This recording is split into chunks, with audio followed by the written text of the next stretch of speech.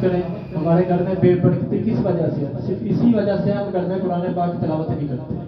پھر کہتے ہیں کہ وہ فلاں معاملات خراب ہو گئے, ہونے کیوں نہیں ہے؟ جب ہم نے قرآن کو ہی نہیں کھولنا تو ہمارے گھر میں معاملات خراب ہی ہونے, بے برکتی ہوگی, لڑائی جھگڑے کس وجہ سے ختم نہیں ہوتے؟ انہی وجہ سے ختم نہیں ہوتے. ٹھیک.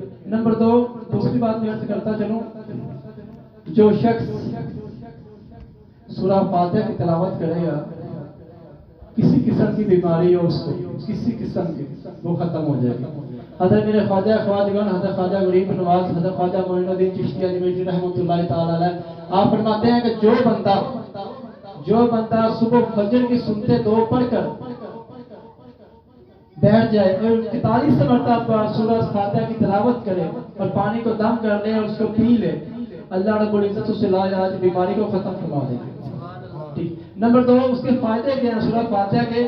اللہ تعالیٰ 1,24,000 جتنا ثواب اجر عطا فرمائے گا. اور حضرت مولانا مشکل کشا فرماتے ہیں کہ اگر میں چاہوں یعنی اس کی تفسیر لکھوں تو 70 اونٹ اس کا وزن اٹھانے کے قابل نہیں ہوگا, اتنا وزن ہوگا. سورہ فاتحہ کتنی برکت ہے. تو میں اکثر آپ لوگوں کو کہتا ہوں کہ سورہ فاتحہ پڑھا کریں, ہم معمولی لے لیتے ہیں, حالانکہ قرآن پاک کا جز ہی سورہ فاتحہ ہے. ٹھیک. اللہ تعالیٰ ہمیں عمل کی توفیق عطا فرمائے. اور دوسری بات, سورۃ اخلاص, سرکار دو عالم صلی اللہ علیہ وآلہ وسلم نے ایک مرتبہ ایک صحابی رسول کو سورۃ اخلاص پڑھتے ہوئے سنا تو آپ نے ارشاد فرمایا واجب ہو تو تم پر واجب ہو گئی. تو صحابی رسول نے عرض کیا یا رسول اللہ کیا واجب ہو گئی؟ تو آپ نے فرمایا اس بندے نے سورۃ اخلاص پڑھی ہے تو اس کے اوپر جنت واجب ہو گئی. یہ کہ جو بندہ سورۃ اخلاص کثرت سے پڑھے گا اس کے اوپر جنت واجب ہو جائے گی. جو چھوٹی چھوٹی صورتیں ہیں اور اجر و ثواب اتنا زیادہ ہے کہ ہم لوگ ترجیح نہیں دیتا, کہتے جی ٹھیک ہے جی ہم نے پڑھی ہے. اگر کوئی بتا دے, کوئی معزز آدمی, کوئی مفتی کرام ممبر رسول پہ بیٹھ کے بتا دے, ہم پتہ کیا کہتے ہیں مولوی صاحب کی جو باتیں وہ کرتے رہتے ہیں. حالانکہ قرآن پاک بھی کہہ رہے ہیں نبی پاک صلی اللہ علیہ وسلم کا ارشاد فرمان کے مطابق اس کے اوپر کسی کی بات نہیں ہے. تو ہم کیا کرتے ہیں, کوئی بھی بات سنتے ہی نہیں, ادھر سے سنی اور دوسری طرف سے نکال دی. اللہ رب العزت ہمیں سورۃ اخلاص پڑھنے کی توفیق عطا فرمائے.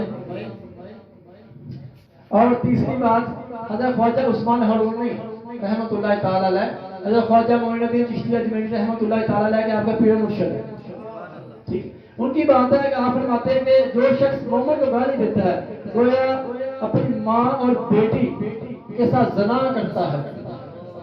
اتنی گالی کی اتنی بڑی سزا ہے. ہم معمولی سی بات سمجھ لیتے ہیں, ہم دوستوں کے ساتھ بیٹھے ہوتے ہیں تو ہم گالی دینی شروع کر دیتے ہیں, یہ مذاق میں تھی, ہم نے مذاق میں گالی دے دی. یہ گناہ ہے, اس کی معافی کوئی نہیں ہے. اللہ رب العزت ہمیں ہدایت عطا فرمائے. اور حضرت خواجہ عثمان ہارونی آپ ارشاد فرماتے ہیں کہ جس کے گھر میں لڑکی پیدا ہو نا, بیٹیاں پیدا ہو, آج کل کسی کے گھر میں بیٹی پیدا ہو جائے نا تو لوگ کہتے ہیں اللہ اکبر یہ کیا ہو گیا, ہمارے گھر میں بیٹی کیوں آ گئی.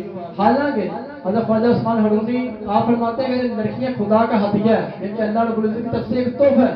بس جو شخص ان کو خوش رکھتا ہے, خدا اور رسول صلی اللہ علیہ وسلم اس سے خوش ہوتے ہیں, اللہ اور اس کا رسول خوش ہوتے ہیں جو اپنی بیٹیوں کے ساتھ اچھا برتاؤ کرتا ہے. جو شخص لڑکیوں کے پیدا ہونے پر خوشی کا اظہار کرے تو یہ خوشی کرنا 70 مرتبہ خانہ کعبہ کی زیارت کرنے سے افضل ہے. یعنی کہ جو بندہ اپنی بیٹی کی پرورش کرے خانہ کعبہ کو 70 مرتبہ دیکھنے سے بھی افضل ہے. تو ہم نے کیا بیٹیاں پیدا ہو جائیں تو ہمارے گھر میں ماتم شروع ہو جاتا ہے. بات سیدھی کرتا ہوں, جو معاشرے کا حال ہے الحمدللہ میرے گھر میں بیٹی پیدا ہوئی, میں نے دیکھ دی, دوسری بیٹی پیدا ہوئی, میں نے بہت بڑی محفل میلاد کرایا, زہیر بھائی کو ان کو پتہ ہے سارا, الحمدللہ میں نے خوشی کی ہے. اور آپ فرماتے ہیں جو ماں باپ اپنی لڑکیوں پر رحم کرتے ہیں تو اللہ تعالیٰ ان پر رحم کرتا ہے. اور انبیاء کرام و اولیاء کرام لڑکیوں سے یہ نسبت لڑکوں کے زیادہ پیار کرتے تھے, یعنی کہ اپنی بیٹیوں سے محبت کریں. یہ نہیں کہ لڑکے میں نے دیکھے ہیں آج کل 70-100 لڑکے ہیں وہ بد لحاظ, ماں باپ کے نہ فرما بردار, ماں باپ کو گالیاں دیتے ہیں, ماں باپ کو برا بڑا کرتے ہیں. کیا ہے اپنی آخرت برباد کرنی. پھر مجھ سے فرماتے ہیں کہ جو بندہ اپنے والدین کی عزت کر لینا اس کو اللہ رب العزت دنیا میں بھی عزت عطا فرمائے گا اور روز محشر والے دن بھی عزت عطا فرمائے گا. اتنا اجر و ثواب ہے. تو ہم لوگ کیا کرتے ہیں, اپنے والدین کے بعد والدین نے کیا کرنا ہوتا ہے, وہ ہمیں برے کاموں سے روکتے ہیں تو ہم کیا کرتے ہیں, رکتے ہیں نہیں جی, ہم کہہ دیتے ہیں جی ابا جی تھوڑے زیادہ سانو پتہ حرف وہ باپ ہے، اس نے عمر گزاری ہے، اس کو زیادہ علم ہے. تو اللہ تعالیٰ ہمیں عمل کی توفیق عطا فرمائے.